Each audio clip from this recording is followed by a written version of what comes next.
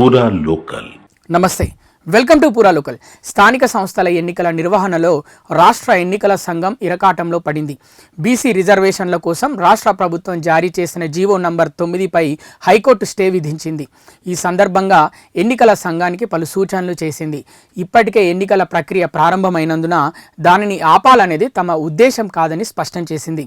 రిజర్వేషన్లు 50% మించకుండా స్థానిక ఎన్నికలు జరుపుకోవచ్చునని సూచించింది. బీసీలకు అదనంగా ఇచ్చిన 17% తగ్గించి దానిని జనరల్ కేటగిరీలో మార్చి ఎన్నికలు నిర్వహించుకోవచ్చునని తెలిపింది. దీంతో ఎన్నికల సంఘం తర్జన భర్జన పడుతుంది.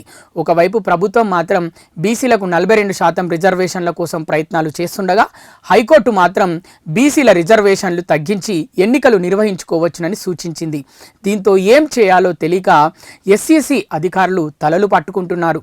ఈ క్రమంలో ఎన్నికల కమిషనర్ రాణి కుముదిని న్యాయ నిపుణులతో సంప్రదింపులు జరిపారు. రేపు మరికొందరితో సంప్రదింపులు చేసిన తర్వాత ఏం చేయాలనే దానిపై తుది నిర్ణయానికి తీసుకోనున్నట్టు సమాచారం.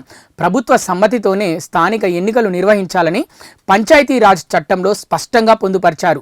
దీంతో ప్రభుత్వాన్ని కాదని ఎన్నికల సంఘం ఎలక్షన్స్ నిర్వహించడం సాధ్యమేనా అనే ప్రశ్న ఉత్పన్నమవుతున్నది. అదే సమయంలో హైకోర్టు మధ్యంతర తీర్పులో బీసీలకు 17% రిజర్వేషన్లు తగ్గించి 50% రిజర్వేషన్లతో ఎన్నికలు నిర్వహించుకోవాలని సూచించింది. ఇందులో ఏ నిర్ణయానికి కట్టుబడితే ఏ సమస్యలు వస్తాయోనని ఎన్నికల సంఘం అధికారులు ఒత్తిడికి గురవుతున్నారు.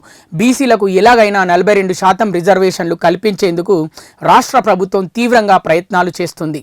అన్ని అవకాశాలను వినియోగించుకుంటుంది. ఈ సమయంలో రిజర్వేషన్లను ఎన్నికల సంఘమే తగ్గించి ఎలక్షన్ నిర్వహించడం సాధ్యమేనా? ఒకవేళ తగ్గిస్తే బీసీ సంఘాలు, బీసీ వర్గాల ప్రజలు ఆగ్రహానికి గురయ్యే అవకాశం ఉంటుందనే కోణంలోనూ ఆలోచన చేస్తున్నట్టు సమాచారం. ఇవి ఇప్పటివరకు ఉన్న అప్డేట్స్. మరిన్ని అప్డేట్స్ కోసం చూస్తూనే ఉండండి పూరా local, your choice for local voice.